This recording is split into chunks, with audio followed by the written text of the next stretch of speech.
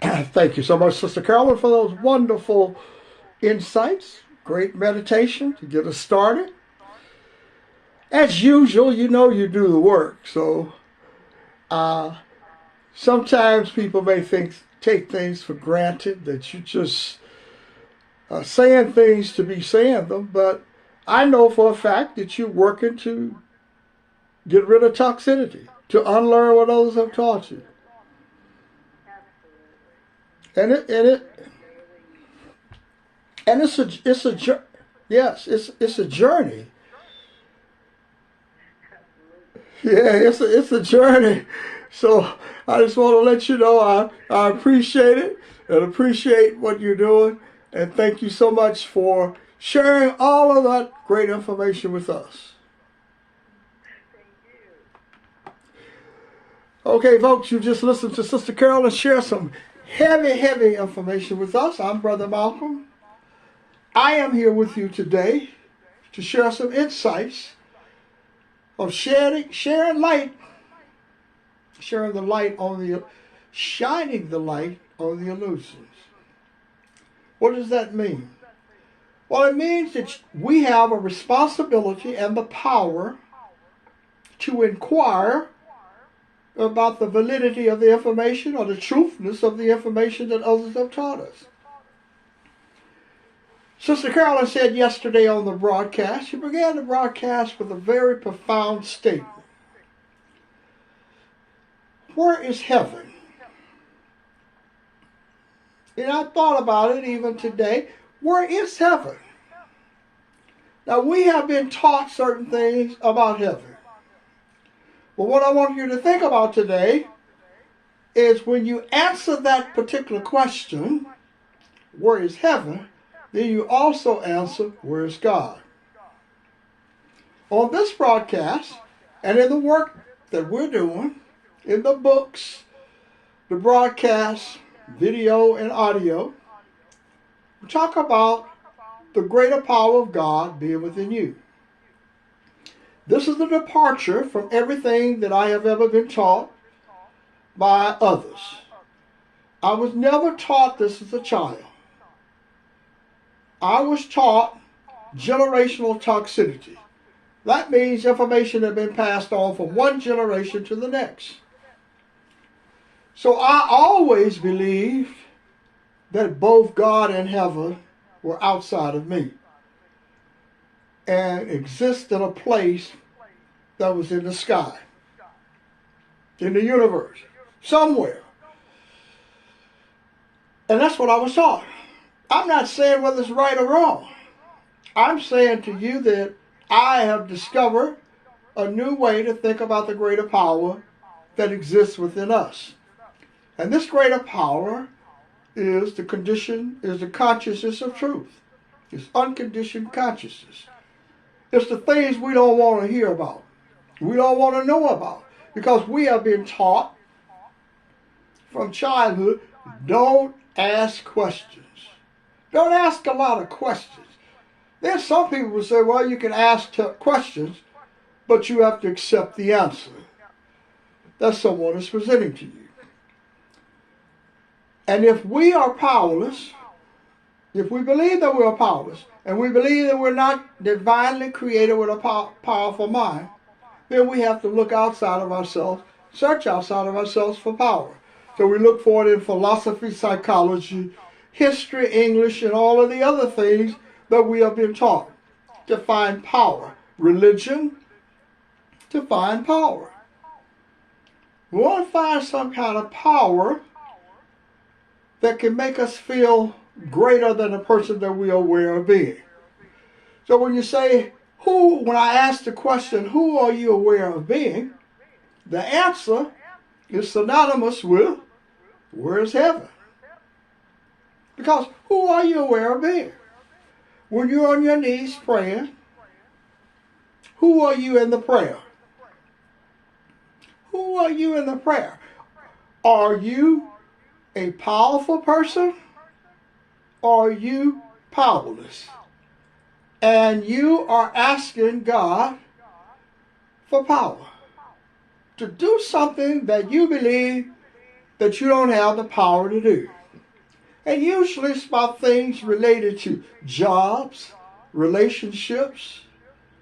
Somebody wants some money. Someone is feeling that someone has attacked you verbally, physically, and you don't feel like you can handle the situation. You're at your wit's end. So you're on your knees, powerless in that moment for the situation that you're in. That's what I mean by who are you aware of being. It's in every situation. Not just one situation. It's all the time. How do you show up? Why did people, our teachers and others, not want us to ask questions about where is heaven and where is God that were different from what we had been taught? Well, just think about this for a moment. If the people during the evolving of this society had began to discover that the greater power was within, then all of the things that have happened in this society would have never happened. You would have never had slavery. You would have never had racism, Jim Crow, a whole era of time since Plessy v. Ferguson. That was, the 19th century. So you'd have missed all of these historical events because the people that look like me would not have believed that the power was outside. We would have believed and knew and discovered for ourselves that the power is within. So when someone wanted to force something up on a group of people to make you, see, this is not just about African American people or black people. This is about European Americans, and it's about white people and all other people, Hispanics and so forth, Asians. Everyone has had some information forced upon you. It wasn't like someone said, I'm forcing you to learn it. It was very subtle.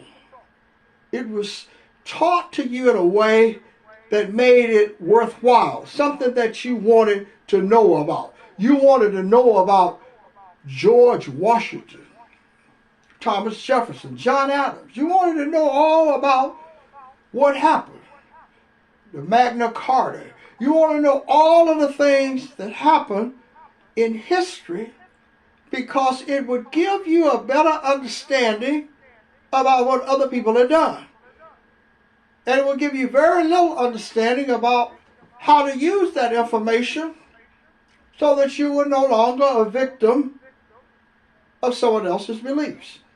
Because I am sure if you go back in history, you'll find numbers of people that look like me, knew about philosophy, psychology, and so forth and so on, but still faced with an identity crisis, is what I call it.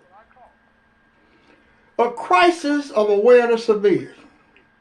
And in this crisis of awareness of being, powerlessness comes from the perception about yourself that you are a victim of lack, limitation, and struggle.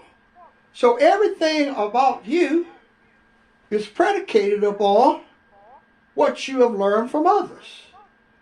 We have the responsibility today and the power to question what others have taught us. I have a right, a divine right, to discover who I am. I do not have to accept Moses' definition of what came out of his imagination, out of his mind, as the only thing available, the only way to communicate with the greater power of God. I do not have to accept it and still believe in a greater power being within me. Don't have to accept it. Freedom of the mind means that your mind is free of your dependency on others and toxicity. But a free mind is dangerous in the society where I'm living. and around the world, I presume. But I'm not talking about around the world. I'm talking about where I am in the United States of America.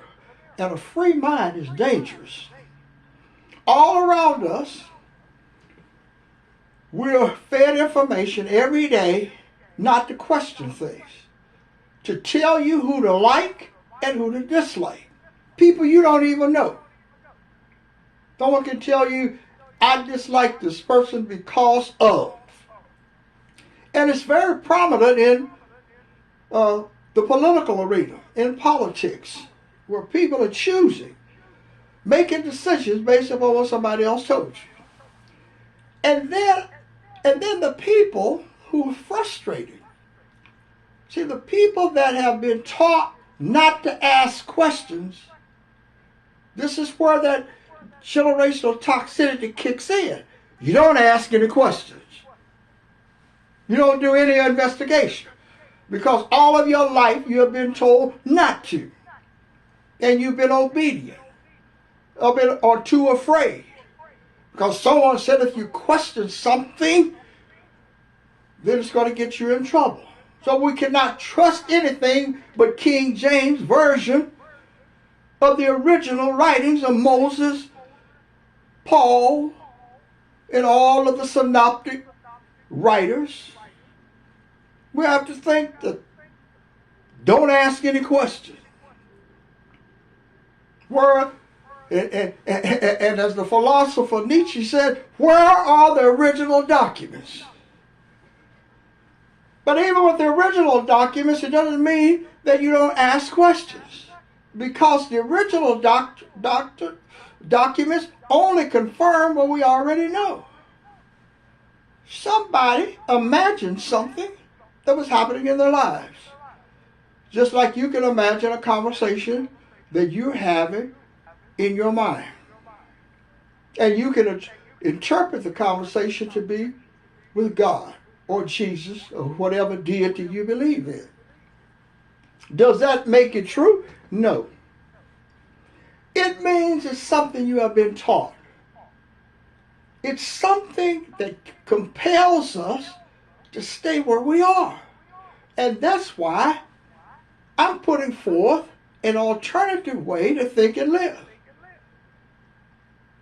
Self-acquired intuitive knowledge. Self-acquired intuitive knowledge is the knowledge you discover within the consciousness of truth. And it may seem so unbelievable to you today that you have this power based upon your interpretation about what's happening in your life today and what's happening outside of you. Well, there's really nothing happening outside of you except that which you are interpreting to happen. So someone may say to you that you are today a failure. Been a failure all of your life. You're not successful. You're not doing as well in dining from the exotic dishes of toxicity in some prominent position today. And all the people in the prominent positions overlooking and managing all of us think that they are in a position better than a lot of the people, than millions of people in this country. And since you're dining on exotic toxicity, you begin to think it's the only way to think and live. And now you're happy, temporarily. I am talking about freedom of the mind and your willingness to ask questions. To say to yourself, are you too afraid to know yourself? To know the divine in you? And not be afraid to be criticized by others. Regardless of how many people criticize me, Sister Carolyn, or anyone else who not only desire to embrace, but is willing to embrace a philosophy that the greater power of God is within you. And you don't have to have a lot of different interpreters to tell you this. So you don't have to have someone to tell you about what you know or what you feel about this greater power. I saw a movie not too long ago, come Sunday. It was about an African American preacher in Tulsa, Oklahoma. And he saw on television a lot of pain and suffering that was happening with the migrants and the immigrants and the suffering people in parts of Africa. And they were trying to get from one place to the other, men, women, and children. And he said to himself, this is hell. This is hell. This must be hell. And then he began to believe that hell existed within the people, the pain and suffering. And he preached a sermon later on after that hell, people were living in hell in this world, in this country, in other parts of the world. You didn't have to die to go to another place. You were already in hell. Why did he say that? Well, he wanted to wake up. He felt something. And all of the people, most of the people, criticized him, ostracized him, wanted him to change his beliefs and values because they were inconsistent with what they had been taught. They had been taught that hell was in the ground that occurred after death, and it was a place of eternal suffering. Burning fire, what some people called it. And he didn't feel that that was really the truth about the way he felt. So they asked him to go. He wouldn't change, so they asked him to talk to Oral Roberts. So it's a movie come Sunday. So you go talk to the head man, basically, of the university. So he went there and talked to Oral Roberts. Oral Roberts told him to go back and pray because he did not hear God correctly. He misunderstood what God said to him because God surely did not tell him that the people were living in hell and that there is another hell that occurs after death. And that's what he should be teaching. And then he went back and prayed and did certain things. He came back, he had the same answer. So they decided to ostracize him. Not only that, all of the people in that type of denomination that they were in, I think it was some apostolic religion or something. All of the people turned on him, kicked him out of the church and so forth. I'm using this example not to criticize any particular religion, but to make the point. If you don't go along with what you have been taught, particularly as it talks about the greater power within you,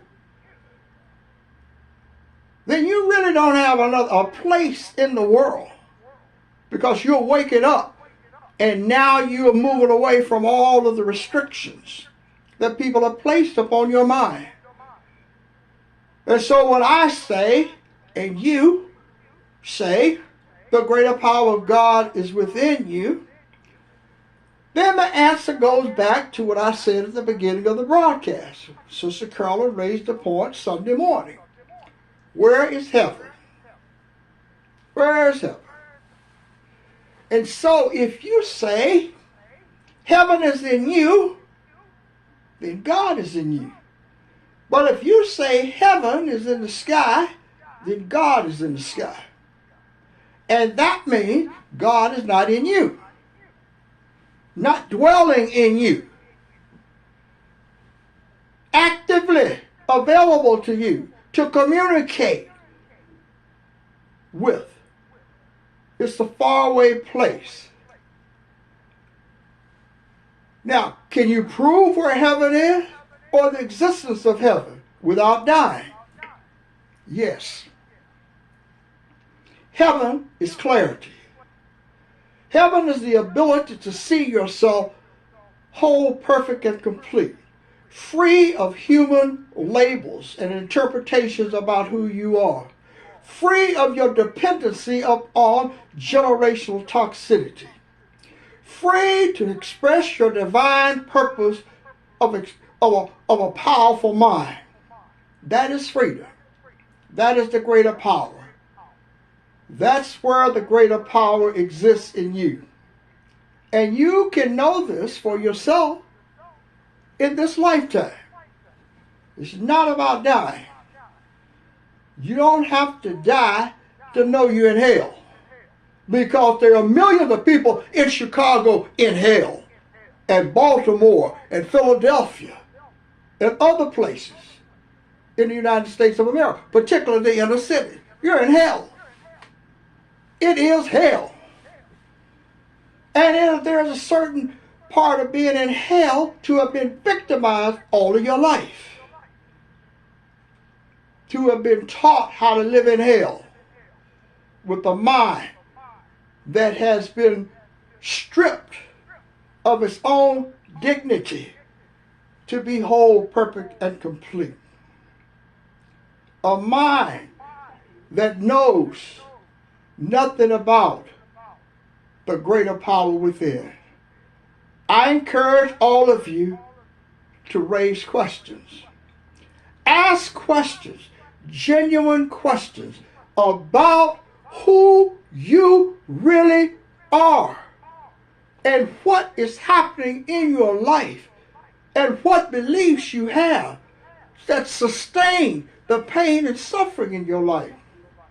And then show a willingness to let go. And as you let go, you will discover that I am greater than the I that I created. I'm Brother Malcolm. See you tomorrow on the radio and on the video and everywhere else there's enlightenism. I'll be there. Have a great day.